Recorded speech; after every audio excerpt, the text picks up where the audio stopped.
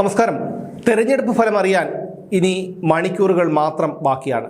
ഇന്നലെ വരെ CPM-ന്റെ വാദം മൂന്നാം വട്ടവും തങ്ങൾ അധികാരത്തിൽ വരും, പിണറായി വിജയൻ മുഖ്യമന്ത്രിയാകും എന്നൊക്കെയായിരുന്നു. പക്ഷേ ഇന്ന് സ്ഥിതി മാറി. തോൽവി എന്ന യാഥാർത്ഥ്യം അവർ ഉൾക്കൊണ്ടു കഴിഞ്ഞിരിക്കുന്നു. ന്യൂനപക്ഷ വോട്ടുകൾ 50 മണ്ഡലങ്ങളിൽ ഏകീകരിക്കപ്പെട്ടിരിക്കുന്നു എന്ന് ഇന്ന് പുതിയ ക്യാപ്സൂൾ ഇറക്കി. ഇതേക്കുറിച്ച് ദേശാഭിമാനിയുടെ മുൻ അസോസിയേറ്റ് എഡിറ്ററും ജനശക്തി വാരികയുടെ ചീഫ് എഡിറ്ററുമായ സഖാവ് G. ശക്തിധരൻ സമൂഹമാധ്യമത്തിൽ വളരെ വ്യക്തമായി ഒരു കുറിപ്പ് എഴുതിയിട്ടുണ്ട്. എനിക്കിപ്പം മുഖ്യമന്ത്രിയാകണം എന്ന തലക്കെട്ടിലാണ് അദ്ദേഹം തൻ്റെ കുറിപ്പ് പങ്കുവച്ചിരിക്കുന്നത്. ആ കുറിപ്പ് ഇങ്ങനെയാണ്: പൊതു തെരഞ്ഞെടുപ്പ് ഫലം പുറത്തു വരാൻ ഒറ്റ ദിവസം മാത്രം ശേഷിക്കെ അതിൻ്റെ വരും വരായികകളെക്കുറിച്ച് എന്തെങ്കിലും എഴുതുന്നത് അഭികാമ്യമല്ല എന്ന ബോധ്യത്തോടെയാണ് ഈ വരികൾ കുറിക്കുന്നത്. എക്സിറ്റ് പോൾ നിഗമനങ്ങൾ ശരിയോ തെറ്റോ എന്നതിലല്ല ഞാൻ പ്രതികരിക്കുന്നത്. അത് തെറ്റോ ശരിയോ ആയിക്കോട്ടെ. 2021 തെരഞ്ഞെടുപ്പിനേക്കാൾ 8.5 ലക്ഷം വോട്ടാണ് ഇപ്രാവശ്യം പോൾ ചെയ്തത്. ഭരണവിരുദ്ധ വികാരത്തിൻ്റെ ശക്തമായ സൂചനയാണ് ഇതെന്നാണ് UDF അവകാശപ്പെടുന്നത്. അത് ശരിയുമാണ്. അതിൻ്റെ ചെറിയ പങ്ക് തങ്ങൾക്കും അവകാശപ്പെട്ടതാണെന്നാണ് BJP പറയുന്നത്. അതും തെറ്റോ ശരിയോ ആകാം. അതല്ല തർക്ക വിഷയം. വോട്ട് നടന്നത് സമുദായം കേന്ദ്രീകരിച്ചാണ് എന്നൊരു പെരും നുണ കരുതിക്കൂട്ടി സമുദായ സ്പർദ്ധ ലക്ഷ്യം വെച്ച് CPM കെട്ടഴിച്ചു വിട്ടിരിക്കുകയാണ്. തെരഞ്ഞെടുപ്പ് ഫലത്തിൻ്റെ അഴക് ഇല്ലായ്മ ചെയ്യുകയാണ് ലക്ഷ്യം. ന്യൂനപക്ഷങ്ങൾ ഒരു പക്ഷത്തും ഈഴവർ, നായർ, ദളിതർ, ക്രിസ്ത്യാനികൾ തുടങ്ങിയവർ ആനുപാതികവുമായി വോട്ട് രേഖപ്പെടുത്തി സൃഷ്ടിച്ചതാണ് ഈ ഫലം എന്ന് ചിലർക്ക് വരുത്തി തീർക്കണം. മുസ്ലിം സമുദായത്തിനെതിരെ മുഖ്യമന്ത്രിയുടെ ഒത്താശയോടെ ഒരു കാലത്തും കണ്ടിട്ടില്ലാത്ത ആക്രമണം മാധ്യമങ്ങളിലൂടെ അഴിച്ചുവിടുകയും ദേശീയ പത്രങ്ങളിൽ പോലും ആ പ്രത്യേക വിഭാഗത്തിനെതിരെ അതിനിന്ദ്യമായ പ്രചാരണം നടത്തി അവഹേളിക്കുകയും ചെയ്തപ്പോൾ അത് പിൻവലിച്ച് ഒരക്ഷരം ക്ഷമ പറയാൻ മുഖ്യമന്ത്രി കൂട്ടാക്കിയില്ല എന്നത് വസ്തുതയല്ലേ? മഹാനടൻ മമ്മൂട്ടിക്ക് അതിലും വലിയ പ്രശ്നമുള്ളതുകൊണ്ടാവും അദ്ദേഹത്തോട് മാത്രം പരസ്യമായ ഖേദപ്രകടനത്തിന് മുഖ്യമന്ത്രി ചാടിപ്പുറപ്പെട്ടത്. സമുദായം തിരിച്ചാണ് ജനങ്ങൾ വോട്ട് ചെയ്തത് എന്നാണ് BJPയും കണ്ടെത്തിയിരിക്കുന്നത്. എന്തൊരു അധപതനം! ഈ പുതിയ നരേറ്റീവിന് പിന്നിൽ ഗൂഢോദ്ദേശമുണ്ടാകാം.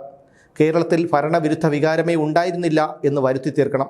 ജാതി മതഭേദമന്യേ കേരളത്തിലെ 2.25 കോടി വോട്ടർമാർ സമ്മതിദാനാവകാശം വിനിയോഗിച്ചത് അഭൂതപൂർവമായ സംഭവമാണ്. സമുദായങ്ങളുടെ പുകമറ സൃഷ്ടിച്ച് അതിൻ്റെ ഖ്യാതി കളയാമോ?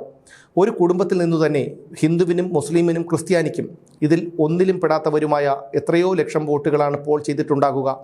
കേരളത്തിലെ മനുഷ്യർ പിന്നടത്തത്തിലാണെന്നാണോ? വോട്ട് ചെയ്തവർക്ക് ജാതി ഉണ്ടാകും, മതമുണ്ടാകും, ഇതൊന്നും ഇല്ലാത്തവരുമുണ്ടാകും. അത് സ്വാഭാവികമാണ്. പക്ഷേ ജാതി നോക്കിയാണ് വോട്ടിട്ടതെന്ന് വക്രീകരിക്കുന്ന BJPയുടെ വാദം പൊളിയാൻ നാളെ ഒരു പകൽ കൂടി കാത്തിരുന്നാൽ മതി.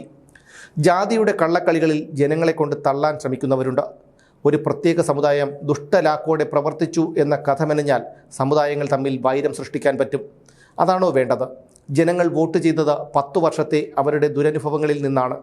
10 വർഷം ഇവിടെ തേനും പാലുമാണോ ഒഴുകിയിരുന്നത്? പ്രതിപക്ഷം അതിനെതിരെ ആഞ്ഞടിച്ചില്ല എന്നത് സത്യം. പ്രതിപക്ഷം കുംഭകർണ സേവയിലായിരുന്നു.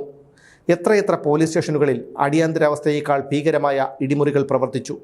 ഏതെങ്കിലും ഒരു കേന്ദ്രത്തിൽ തക്ക സമയത്ത് പാഞ്ഞെത്തി അതിനെതിരെ ശബ്ദമുയർത്താൻ ഇവിടെ നേതാക്കളിൽ ആരുണ്ടായിരുന്നു? ഈ നേതാക്കൾ ആരെയാണ് ഭയന്നത്? എത്ര വിദ്യാർത്ഥികളെയാണ് ഈ ഭരണം കാലപുരിയിലേക്ക് അയച്ചത്? കേരളത്തിൽ എന്ത് ചലനം ഈ നൃശംസത സൃഷ്ടിച്ചു? സ്ത്രീ സുരക്ഷ ജലരേഖയായില്ലേ? ഏതെങ്കിലും ഒരു സ്ത്രീയുടെ രോദനമെങ്കിലും നേതാക്കളുടെ ബധിരകർണപ്പുടങ്ങളിൽ എത്തിയോ? ഇനിയൊരു അരുംകൊല ഇവിടെ അനുവദിക്കില്ലെന്ന് പറയാൻ ചങ്കൂറ്റമുള്ള ഒരു നേതാവ് നമുക്കുണ്ടായോ? ഇരുട്ടുകൊണ്ട് വോട്ട് അടയ്ക്കാൻ ശ്രമിക്കരുത്. സൈബർ കൂലിപ്പടയ്ക്ക് കോടികൾ വാരിയെറിഞ്ഞാൽ എന്തും വെള്ളപൂശി കിട്ടും. ഫാൻസ് അസോസിയേഷനുകൾ അവരുടെ കീശയിൽ കിടപ്പുണ്ട്. നേതാക്കൾ 10 വർഷം ഒന്നും ചെയ്യാതെ ഒളിച്ചു കളിച്ചു എന്ന് പരാതി പറഞ്ഞിരുന്നവർ ഇപ്പോൾ ഉളുപ്പില്ലാതെ ന്യായീകരണ തൊഴിലാളിയായി രംഗപ്രവേശം ചെയ്യുന്നു. 10 വർഷം സാധുക്കൾക്ക് വേണ്ടി മെഴുകുകയായിരുന്നു എന്നാണ് ഇപ്പോൾ വാദിക്കുന്നത്. ഇതൊന്നും നേടിയത് കേരളത്തിൽ ഭരണവിരുദ്ധ വികാരം അതിശക്തമായി നിലനിന്നത് കൊണ്ടല്ലത്രേ. എനിക്കിപ്പം മുഖ്യമന്ത്രിയാകണം എന്ന് മുറവിളി കൂട്ടിയാൽ അതും ഫാൻസ് തരപ്പെടുത്തി തരും. കേരളത്തിൽ ദുരിതങ്ങൾ കൊണ്ട് ജനങ്ങൾ വെന്തിരിയുമ്പോൾ ആരൊക്കെ അവരുടെ കണ്ണീരൊപ്പാനുണ്ടായിരുന്നു എന്ന് ജനങ്ങൾക്ക് കൃത്യമായി അറിയാം. വാചാട്ടോപം നമുക്കൊന്നും നേടിത്തരില്ല. അമ്പരചുംബികളിൽ കഴിയുന്ന പൊതുപ്രവർത്തകരുണ്ട്.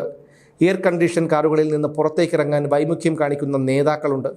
എത്ര നേതാക്കൾ തെരുവിലൂടെ കാൽനടയായി സഞ്ചരിക്കുകയും പരിചയക്കാരെ തോളിൽ തട്ടി സൗഹൃദം പുതുക്കുകയും ചെയ്യുന്നത് നമ്മൾ കാണാറുണ്ട്. അതോ സോവിയറ്റ് യൂണിയനിലെ പോലെ ഇവിടെയും ഒരു ഭരണവർഗം നമുക്ക് മുകളിൽ സ്ഥാനം പിടിച്ചോ? ഇങ്ങനെയാണ് ശക്തിധരൻ തൻ്റെ കുറിപ്പ് അവസാനിപ്പിച്ചിരിക്കുന്നത്. എന്തായാലും തോൽവി CPM ഉൾക്കൊണ്ടു കഴിഞ്ഞു. പിണറായി വിരുദ്ധ വികാരവും ഭരണവിരുദ്ധ വികാരവുമാണ് ഈ കഴിഞ്ഞ തെരഞ്ഞെടുപ്പിൽ പ്രതിഫലിച്ചത് എന്നുള്ള കാര്യം നമുക്ക് എല്ലാവർക്കും അറിയാവുന്ന ഒരു കാര്യമാണ്. പക്ഷേ അത് സമ്മതിച്ചു തരാൻ CPM തയ്യാറല്ല. സമ്മതിച്ചു തന്നില്ലെങ്കിൽ അത് നിശബ്ദമായിരിക്കാമായിരുന്നു. പക്ഷേ ഇത്തരത്തിൽ ന്യൂനപക്ഷ ഏകീകരണം നടന്നു എന്നുള്ള തരത്തിലുള്ള നാണം കെട്ട വാദമുഖങ്ങൾ നിരത്തി വീണ്ടും വീണ്ടും അപഹാസ്യരാകാനാണ് CPMൻ്റെ ശ്രമം.